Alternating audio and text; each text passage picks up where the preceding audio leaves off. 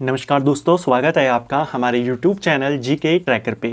देखिए फ्रेंड, आज के वीडियो में हम बात करेंगे जो हमारी एक सीरीज़ है Uttarakhand GK book wise MCQ series.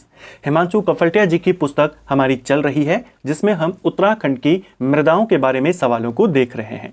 आज हम उत्तराखंड की मिट्टी वाले चैप्टर को भी कंप्लीट कर देंगे और जनगणना जनसंख्या वाले चैप्टर की शुरुआत यहाँ पे कर जाएंगे। अगर आपने हमारी इस सीरीज़ की पिछली क्लासेस नहीं देखी हैं तो आप उनको प्लेलिस्ट के माध्यम से देख सकते हैं। अभी तक हम इस सीरीज़ के अंदर 26 क्लासेस को डिटेल में कवर कर चुके हैं। ये हमारी 27वीं क्लास इस सीरीज़ की है। तो चलिए दोस्तों, आज की वीडियो को शुरू करते हैं। आज का हमारा पहला सवाल है, उत्तराखंड राज्य के संदर्भ में हिमालय के पाद प्रदेश एवं शिवालिक पहाड़ियों में हल्की बलुई छिद्रमयी मिट्टी को क्या कहते हैं?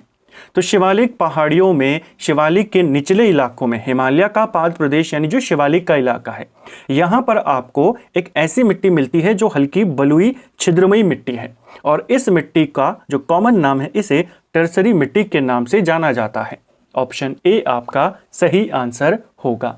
ये जो मिट्टी होती है इसमें वनस्पति और जीवाश्म की मात्रा काफ़ी कम होती है, चूने की मात्रा भी इसमें काफ़ी ज़्यादा कम होती है। ठीक है, शिवालिक के इलाकों में, शिवालिक की पहाड़ियों में आपको ज़्यादा टर्सरी मृदा ही देखने को मिलेगी। उत्तराखंड की मृदा वर्गीकरण के संदर्भ में टर्सरी मृदा की मुख्य विशेषता क्या है? तो इसकी मुख्य विशेषता क्या है? देखिए, यह हल्की बलुई और रंध्रीय यानी छिद्रमयी होती है, पहला सही है। टर्सरी मृदा में अन्य क्षेत्रों की तुलना में अधिक वनस्पति सामग्री जल धारण क्षमता होती है। क्या ये इसकी विशेषता है? ये वाला गलत है। हमने देखा कि इसमें वनस्पति और जीवाश्म की मात्रा कम होती है। ठीक है, यह मृदा शिवालिक और दून क्षेत्रों में विस्तृत है, तो ये वाला आपका सही। तो पहला और तीसरा वाला आपका सही। कुछ जगहों पर दिया है कि वनस्पति की मात्रा कम होती है लेकिन अधिक वनस्पति सामग्री इसमें होती है, जैसे हिमांशु जी की पुस्तक में दिया हुआ है। तो उस आधार पे तीनों कथन आपके सही होंगे। जल धारण क्षमता के आधार पे आप इसको सही कर सकते हैं। ऑप्शन डी सही आंसर होगा। निम्न मृदाओं के स्थल और विशेषताओं का सही मिलान करें। चलिए इनको यहाँ पर सही सुमेलित करते हैं। पहला, टर्सरी मिट्टी शिवालिक पहाड़ियों और दून घाटियों में पाई जाने वाली हल्की बलुई छिद्रमयी और जैव पदार्थों की कमी वाली मिट्टी होती है। पहला बिल्कुल सही। क्वार्ट्ज मिट्टी, इसके बारे में हमने लास्ट वीडियो में डिटेल से बात करी थी। नैनीताल के भीमताल में पाई जाने वाली अनउपजाऊ मिट्टी होती है, ये वाला भी सही है आपका। ज्वालामुखी मिट्टी भीमताल क्षेत्र में आग्नेय चट्टानों के टूटने से बनी कृषि हेतु उपयुक्त मिट्टी होती है, ज्वालामुखी मिट्टी। क्वार्ट्ज और ज्वालामुखी दोनों भीमताल के इलाके में मिलती हैं, लेकिन क्वार्ट्ज मिट्टी अनउपजाऊ है, ज्वालामुखी मिट्टी जो होती है ये उपजाऊ होती है। पूछा है कौन सा सही है? तीनों आपके सही होंगे। चूना, बलुआ पत्थर, शैल तथा डोलोमाइट चट्टानों से बनी भूरी लाल पीली मिट्टी राज्य के किन क्षेत्रों में पाई जाती है? तो देखिए, यह जो मिट्टी है डोलोमाइट चट्टानों से बनी है, चूना बलुआ पत्थर से बनी है। लाल पीली मिट्टी, भूरी लाल पीली मिट्टी इसको कहते हैं। ये पाई जाती है नैनीताल, मसूरी, चक्राता के इलाके में। ऑप्शन बी हमारा सही आंसर होगा। ठीक है, भूरी लाल मिट्टी के संदर्भ में क्या कथन सही है? तो कौन सा कथन सही है? देखिए, इसका रंग धरातलीय चट्टानों और वनस्पतिक अवशेषों के कारण भूरा, लाल या पीला होता है। अलग अलग रंगों में हमको ये मिट्टी मिलती है, जो डिपेंड करता है वहां की धरातलीय चट्टान कैसी है और उसमें वनस्पति के अवशेष कितने हैं। ठीक है, यह मृदा अधिक आर्द्रता ग्राही और उपजाऊ होती है, ये वाला भी आपका सही है। पूछा है कौन सा सही है? दोनों कथन आपके सही हैं। ये केवल कंकड़ पत्थर से बनी अनउपजाऊ है, गलत है क्योंकि ये मिट्टी उपजाऊ होती है। ठीक है, बेसिकली हिमालय का जो दक्षिणवर्ती इलाका होता है, दक्षिणी श्रेणियां हैं, वहां पर आपको अलग अलग रंगों की मिट्टी मिलती है। उसी मिट्टी को कहते हैं भूरी लाल पीली मिट्टी, जो वहां की चट्टानों के आधार पे इनका रंग डिसाइड होता है। इस इलाके में आपको जो बड़े बड़े वृक्ष हैं जैसे चीड़ के वृक्ष, साल के वृक्ष ज्यादा देखने को मिलते हैं। ये मिट्टी उपजाऊ होती है, इसको भी ध्यान रखना है। ठीक है, उत्तराखंड के अधिकांश वन भागों में पाई जाने वाली वनों की भूरी मृदा में किस तत्व की प्रचुरता और किसकी कमी होती है? तो उत्तराखंड के फॉरेस्ट में, उत्तराखंड के वनों में अधिकतम आपको भूरी मिट्टी देखने को मिलेगी, जिसे फॉरेस्ट की ब्राउन सॉइल कहा जाता है। ऐसी मिट्टी में, जो वनों की मिट्टी है मुख्य रूप से, इसमें जैविक तत्वों की प्रचुरता होती है। चूना और फास्फोरस की इसमें कमी आपको देखने को मिलती है। तो क्वेश्चन सीधा बनेगा, उत्तराखंड के वन क्षेत्रों में अधिकांश कौन सी मिट्टी पाई जाती है? तो भूरी मिट्टी यहां पर पाई जाती है, जिसमें जो ऑर्गेनिक एलिमेंट हैं, जैविक तत्व हैं, उनकी ज्यादा मात्रा होती है और जो चूना है, फास्फोरस है, उनकी कमी देखने को मिलती है। शिवालिक पहाड़ियों के निचले ढालों पर कौन सी मृदा पाई जाती है? शिवालिक पहाड़ियों पर मिलती है टर्सरी मिट्टी, हमने देखा उसके बारे में। उसकी ढलानों पर आपको मिट्टी मिलेगी, उसे कहते हैं दोमट मिट्टी। ऑप्शन सी सही आंसर होगा। शिवालिक की ढलानों पर, शिवालिक के जो पहाड़ के निचले इलाके हैं, वहां पर आपको ये मिट्टी देखने को मिलेगी।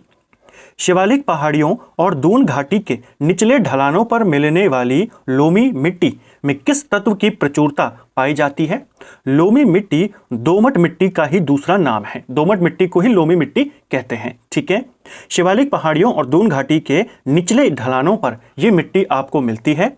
इस मिट्टी में किसकी प्रचुरता पाई जाती है? इस मिट्टी में चूना, लोहे के कण और जो कार्बनिक पदार्थ होते हैं, ये ज्यादा आपको देखने को मिलता है। ठीक है, ऑप्शन बी सही आंसर होगा। अगला, शिवालिक पहाड़ियों के निचले ढाल पर पाई जाने वाली दोमट मिट्टी की मुख्य विशेषता क्या है? तो इसकी विशेषताएं क्या हैं? देखिए, यह हल्की चिकनी, चूना और लोहा युक्त होती है और कृषि के लिए बहुत उपयोगी होती है। दोमट मिट्टी सही है।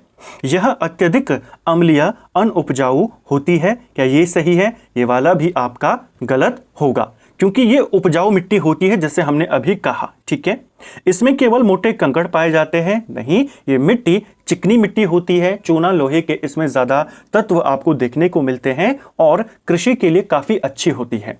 4000 मीटर से अधिक ऊंचाई पर मिलती है, तो ये भी गलत है। 1200 मीटर की ऊंचाई पर मिलती है। विशेषता पूछी थी, पहली वाली इसकी विशेषता है, बाकी इसके बारे में गलत है।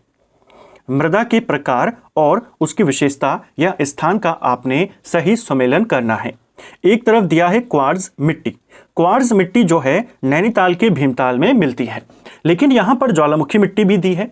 दोनों की दोनों भीमताल में मिलती है। आपको दो जगह पर भीमताल मिलेगा। बस आपको इतना पता होना चाहिए था कि जो क्वार्ट्ज मिट्टी है, यह भीमताल में शिष्ट, शैल और क्वार्ट्ज इनसे बनी होती है, जबकि ज्वालामुखी मिट्टी यहां पर आग्नेय चट्टानों के टूटने से बनी होती है। तो पहले का आंसर होगा 3 और दूसरे का आंसर होगा 1। ठीक है, इसके बाद दिया है दोमट मिट्टी। दोमट मिट्टी के बारे में अब आप जान चुके हैं। शिवालिक क्षेत्र और दून घाटी के निचले इलाकों में मिलती है। चूना, लोहे के कण और जैविक पदार्थ इसमें काफी होते हैं। तो ये वाला होगा तीसरे का, पहले का 3, दूसरे का 1, तीसरे का 2। और भूरी लाल पीली मिट्टी ये नैनीताल, मसूरी, चक्राता, इसको करना चक्राता के इलाके में मिलती है। डोलोमाइट और चूना पत्थर से बनी होती है, यानी कि 4।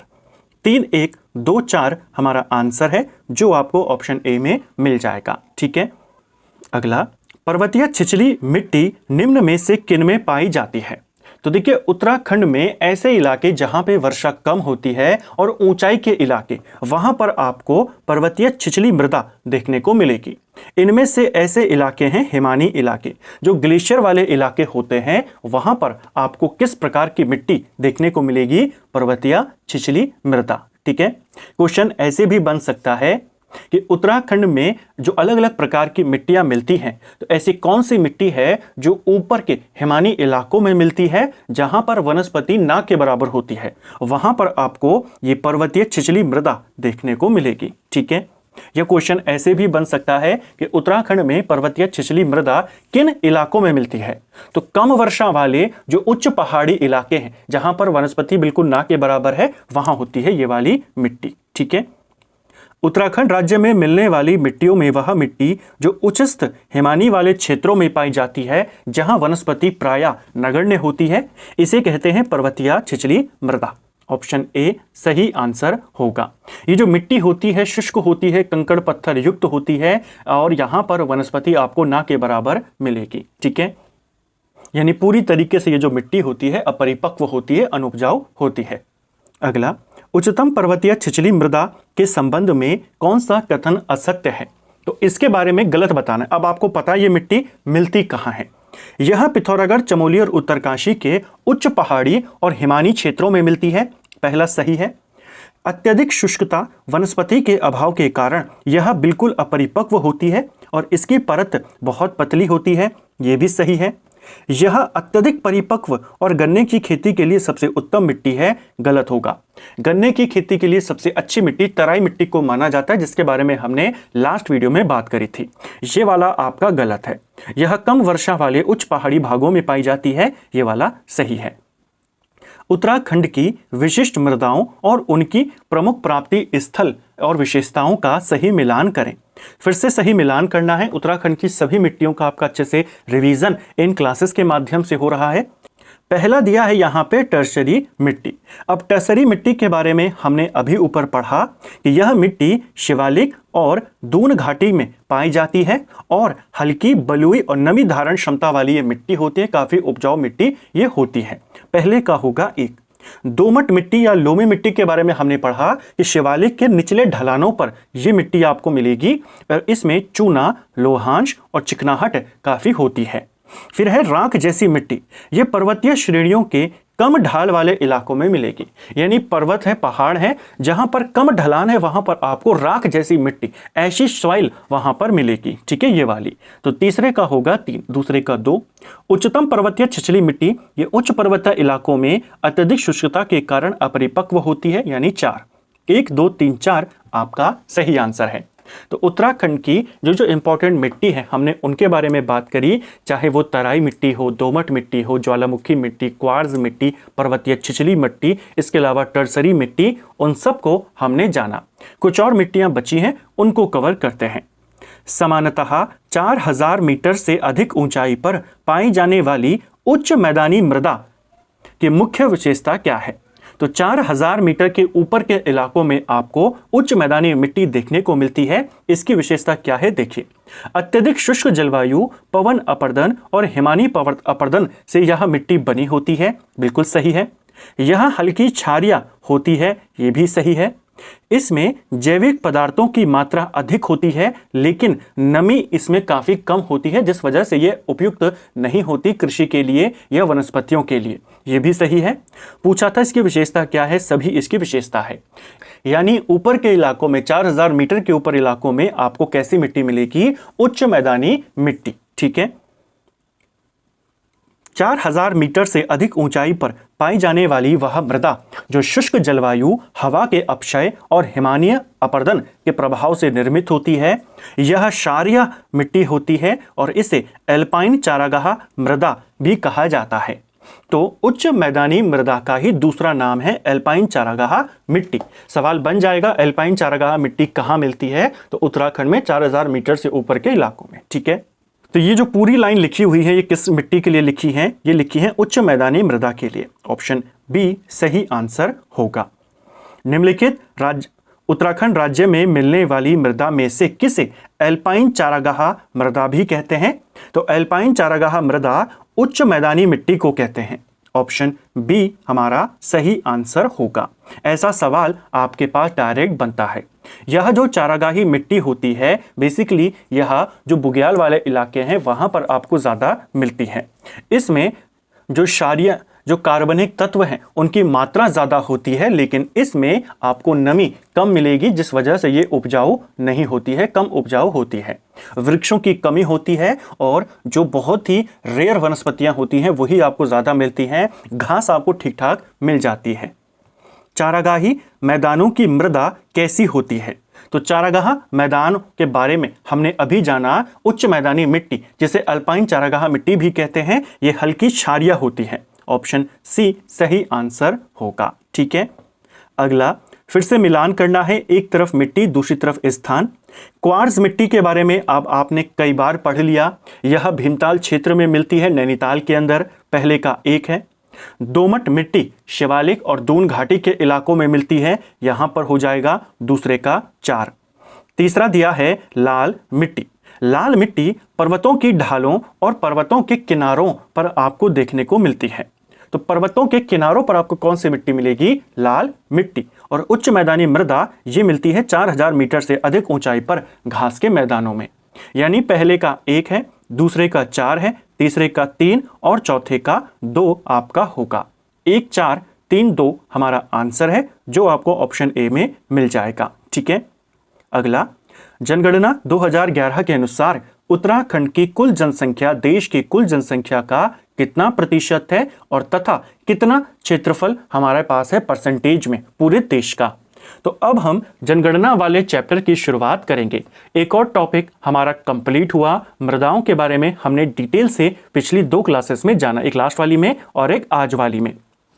अब हम जनगणना के आंकड़ों का भी ऐसे ही रिवीजन करेंगे, नए पैटर्न के अनुसार, ऐसे ही अलग टाइप के क्वेश्चंस के साथ, जिससे आपका रिवीजन भी अच्छे से हो और प्रैक्टिस भी आपकी बहुत अच्छे से हो जाए। यहां पर आपको ना सिर्फ जनसंख्या का परसेंटेज बताना है, एरिया का परसेंटेज भी बताना है।